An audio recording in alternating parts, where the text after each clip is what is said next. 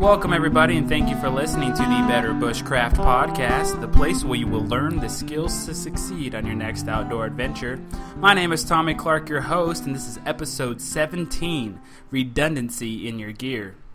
But before we get into today's topic, here's what's going on here at Better Bushcraft. This weekend I'm going on a bushcrafting trip. I'm going to be trying out some new skills and skills that I haven't done for quite a while.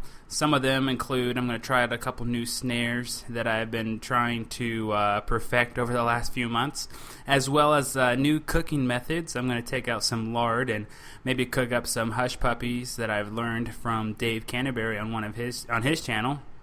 As well as I'm going to be scouting for some wild edibles and other things. So anyways, hopefully that goes well this weekend, and I'll bring you guys up to date of how that went on the next podcast.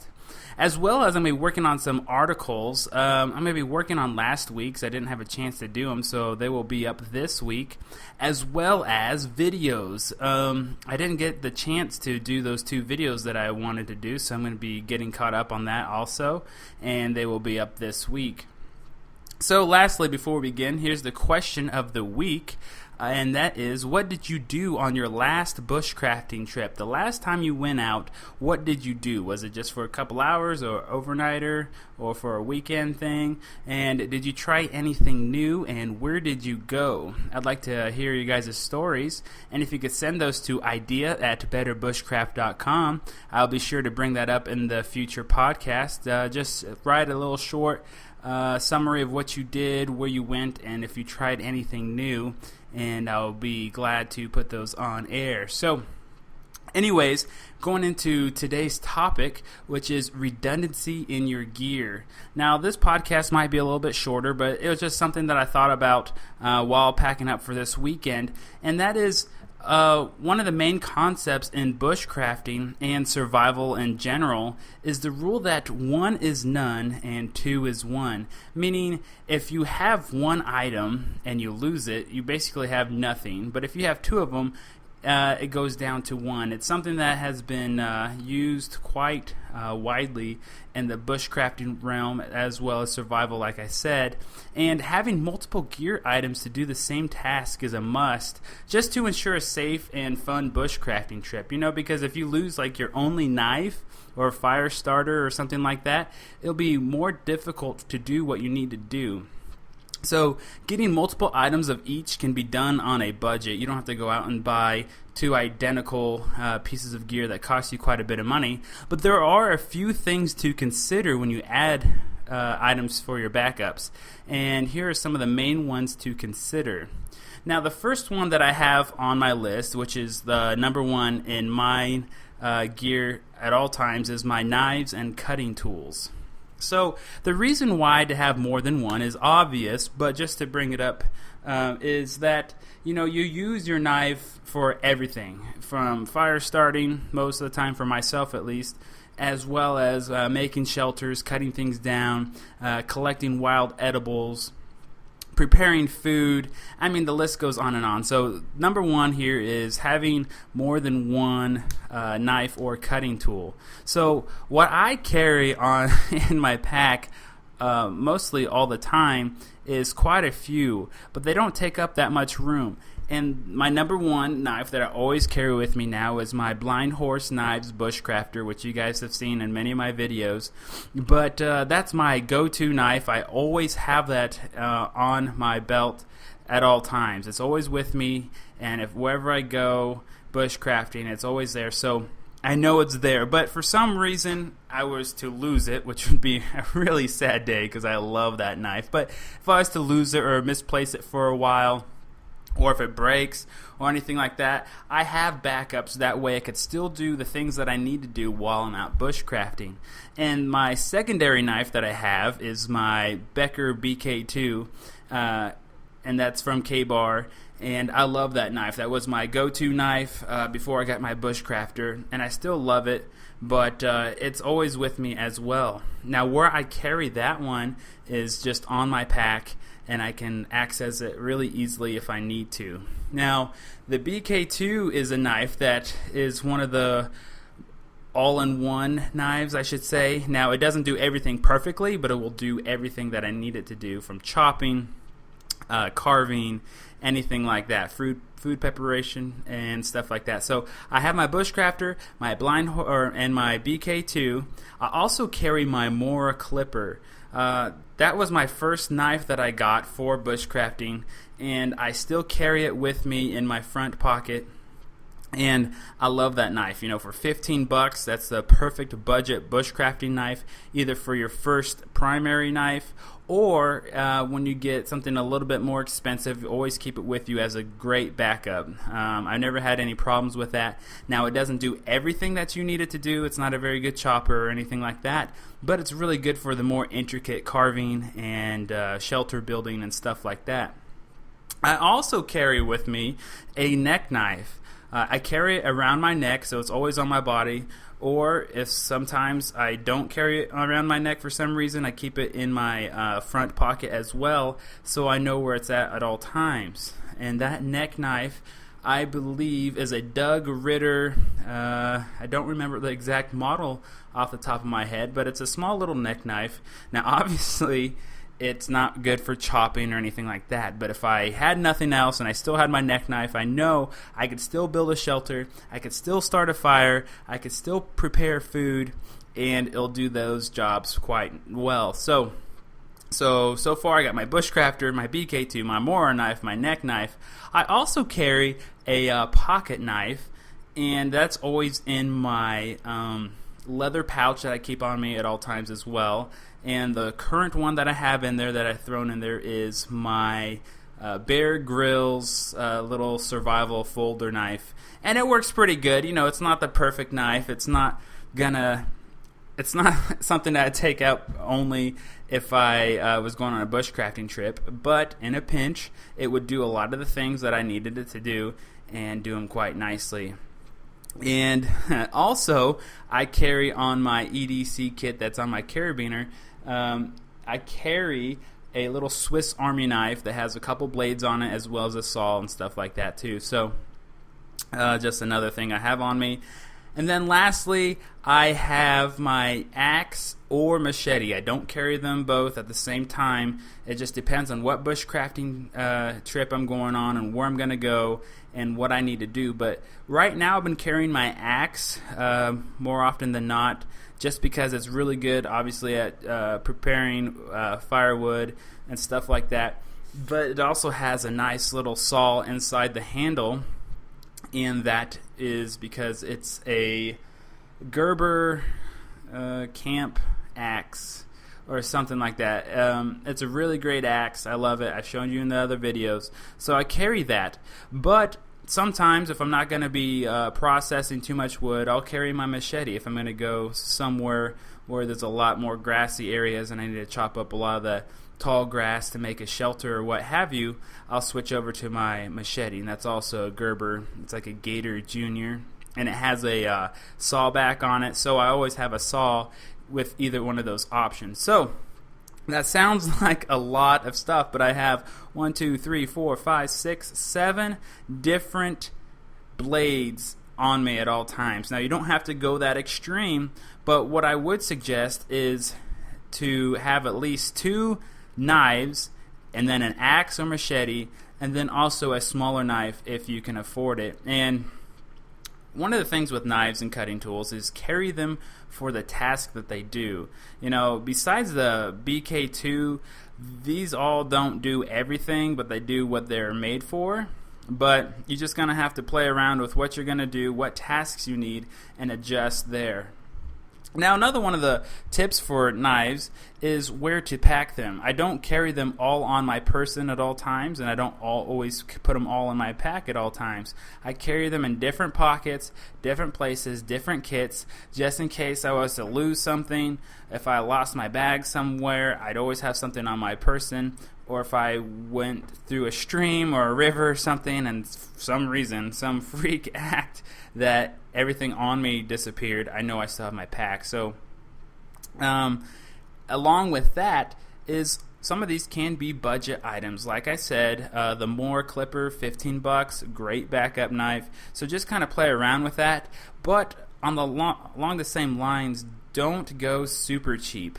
The first couple knives that I bought at a gun show, I went out and just bought like a $9, looked like a Rambo-esque knife. I thought it was going to be really cool, really great, and it doled out all the time. It didn't do very well at anything. So just keep that in mind. If you're going to go with budget items, be sure you check on to how great they are, look at reviews, and like I said, the more would be my number one backup knife. But that's all I got to say about knives and cutting tools with regards to redundancy in your gear.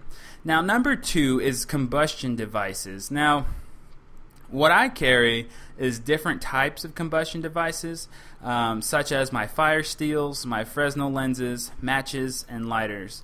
Now, the reason why I carry them primarily is just because I like to brush up on my skills at at different times. I don't always use my fire steel, but that's my primary one. Sometimes, if the sun's out, I want to try out using my Fresnel lens and work on that skill, I'll do that. Or if I'm just, really hungry or what have you, I just use a match or a lighter or whatever. But it really depends on the weather, which ones you use. So if you're like a Fresnel only kind of guy and it's raining for 3 days and there's no sun out, that might be kind of difficult to use that. As well as if you only carry one fire steel and for some reason you were to lose it and you had no backup, you're going to have problems as well. Now the last two, like I said, is matches and lighters. Now those are really easy to use, yes, but matches don't always work. They get wet or you lose them. And lighters, they run out of fuel, and if they get soaked, yes, you can reuse them after some time of letting them dry out, but if you don't have that option, you need something right away, you're also in trouble. So what I suggest is to carry a fire steel or 2. I carry like 4 or 5, because I have my main one on my Blind Horse Knives Bushcrafter sheath. I also carry one on my BK2. I also carry some in my little smaller kits. I have a couple thrown around in my pack. But if you had a couple fire steels, that's awesome. Throw in a Fresnel lens just to save on energy and resources, because the sun is always there if it's sunny out, and you're not diminishing the usefulness of the lens because it'll work as long as it doesn't break or anything like that. So I'd suggest 2 fire steels, a Fresnel lens, throw in some matches in your pack, and also a lighter. Now, here again, where do you pack them? Like I said, I carry one on me at all times in my sheath. I carry them in my main fire kit. I also carry some in some of my other pockets around. So kind of scatter them around just in case you were to lose like your main fire kit or your sheath or anything like that. Now, along with those combustion devices, there's the thinking of how to make them better.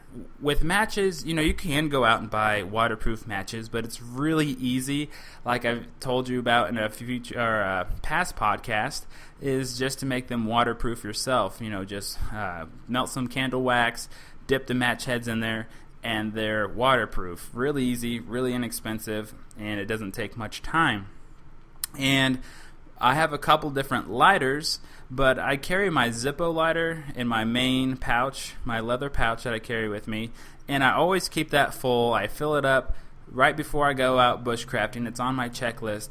But one of the tips for that is sometimes if that lid opens up, it kind of dries out faster. So what I do is I just take a Ranger band and secure the Zippo lighter lid shut by just wrapping that Ranger band around it. Keeps it closed. It seems to keep the lighter fluid in there longer than normal, and it's really simple to do. So another option is making your own, like the fire steels. What I've gotten into is just buying some blanks like at firesteel.com and making your own handles to them. Not only do they look cool, but you're going to have more options there also. But I also have, I don't think I mentioned that, is I have my bigger fire steel that I got, that I've shown you, the orange one from, I can't think of the name right off the top of my head. I should have my gear here. but it's that orange one that pops open, and it has a really big fire steel in it as well. And I've used that a ton, and it still has a lot of life in it. So, ultimate survival technologies. Now I think of it, so I also have that. So, anyways, just for combustion devices, just try to keep a couple of each in there. The fire steel can cost you as little as a couple bucks. Fresnel lens, maybe $1 or $2 if you go to like Walgreens. Matches, $1 maybe, and a couple lighters cost you $1. So probably for like less than $10, you can have all of those in your kit. Put it around in the different parts of your pack or on your person, and you know you have a great combustion device no matter what. So moving on to number 3, Tinder. Now, there are different types of tinder that I carry, just like different types of combustion devices. My main one usually is fat wood, and actually I usually just find whatever I have around the camp, but for some reason, if everything's soaking wet or something, I have other options such as fat wood. I carry several different sticks with me in different parts of my pack, as well as cotton balls. I carry just straight cotton balls dipped in petroleum jelly, and them dipped in wax.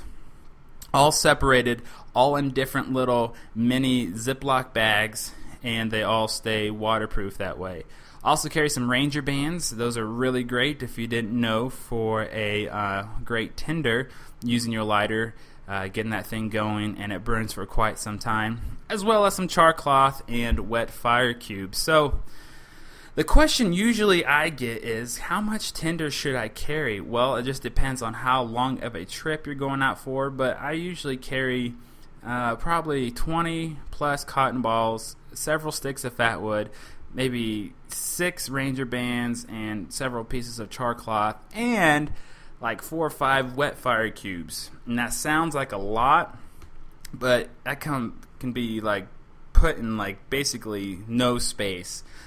Tinder is one of those things that doesn't take much space, but it's going to be a lifesaver for you in the long run. So how to store them: I put them in different kits that I have. I put them in waterproof baggies so they stay waterproof, and like I said, I scatter them around my pack and my person. So one of the main things, though, is keeping them separate, just like everything else. Now, I do have a main fire kit bag that I have, but I also carry, all these things in different pockets of my bag, as well in my pockets and my leather pouch. So, and a great tip for you is just picking them as you hike around. It's usually when you get to camp and you're ready to start a fire, it's like, man, I wish I would have picked up some of that tinder that I saw a while back, or I saw that dead pine tree and I should have collected some fat wood. So as you're going, hiking around or whatever, just gather some of it up, throw them in your pack, and you have some good tinder to start a fire with. Alright, so moving on to shelter. My main shelter option is tarps if I'm going to use something that I bring with me. And, you only need one main tarp, but just remember different types of setups, just depending on the type of terrain you're in, the different ways you can set it up. If you're going to do, a simple A-frame, or just lean-to or something like that. So with the shelter part, it's not so much a redundancy in how many tarps you have, but have a redundancy in the ways that you can set them up. Now, another option, if you were to lose your tarp, if it gets shredded or blows away or something, is to keep a large, like contractor-grade trash bag in your pack. It takes zero room pretty much, and it can be used as a simple lean-to or an A-frame, and it works pretty well for a temporary shelter. So if you're a person that goes out with a tent, just make sure you have all your stuff, have redundancy, and have a couple more stakes. You could buy those aluminum stakes like at Walmart for like $1. Just be sure you have a couple extra in case they break or you lose them or something like that. It's something that you don't really think about until it's too late and you're out there. Now, if you have the knowledge and ability to like make your own stakes out of sticks and stuff, that's really great too. That's another redundancy also, as well as having plenty of cordage for them, having pre-cut, and have a couple of extra so you don't have to go around and cutting your long strand of cordage to make more tie-outs, just carry a couple extra tie-outs. Takes basically no weight, no space, and it takes very little time to do. And the last one on the shelter is a survival blanket. One of those really flashy NASA-type space blankets that you can get for a few bucks. Make sure you get a good one, but those things are pretty good too to make a shelter in a pinch, and it will keep your body heat in if you are suffering from hypothermia or something like that. But one of the tips on that is it really packs really small when you first buy it, but once you ever unraveled it and you try to fold it back up, good luck trying to get it the same way that it was. But, it is something that you should bring along with you for a shelter option.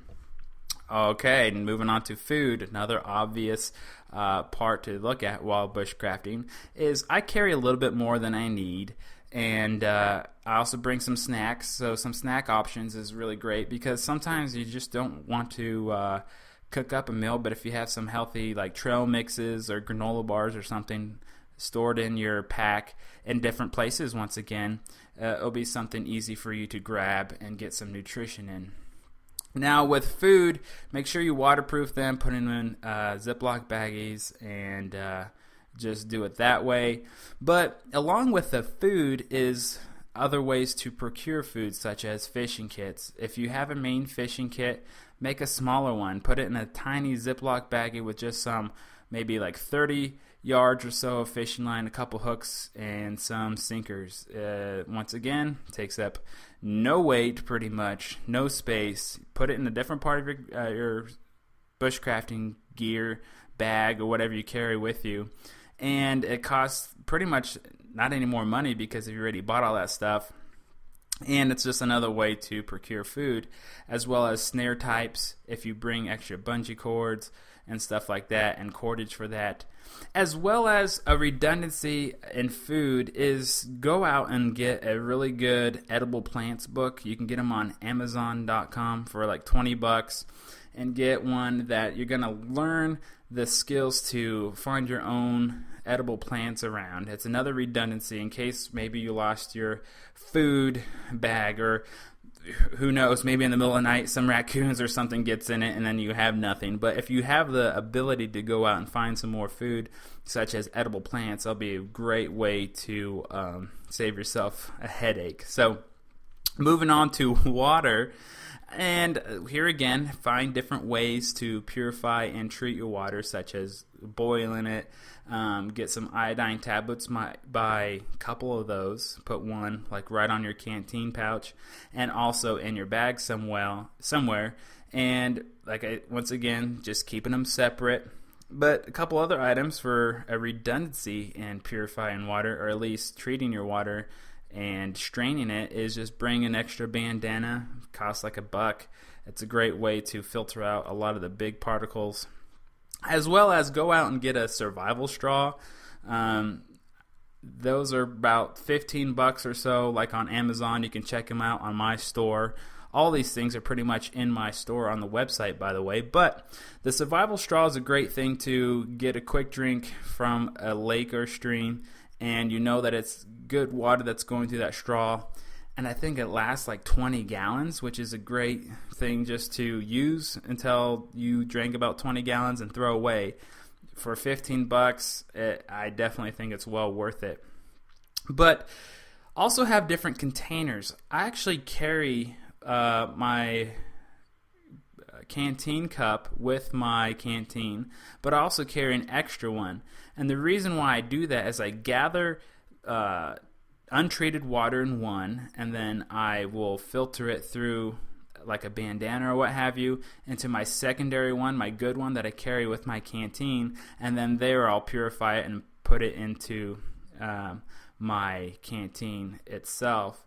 And I shouldn't say purify, I should say treat it, or at least get a lot of that stuff out of there. But it's a way to keep it so you're not cross-contaminating your water.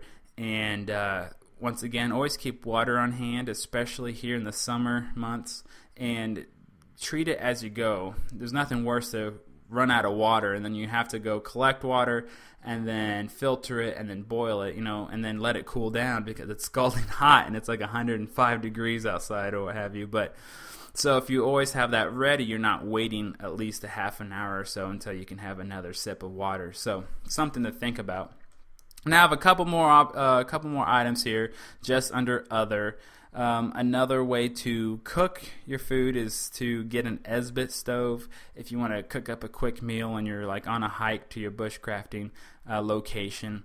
ESBE stoves are little foldable metal packs that kind of fold out. It's about the size of a deck of playing cards, and you just use like a wet fire cube or something in there, and you can cook up a quick meal.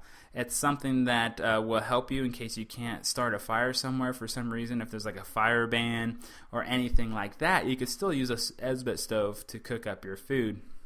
As well as extra cordage.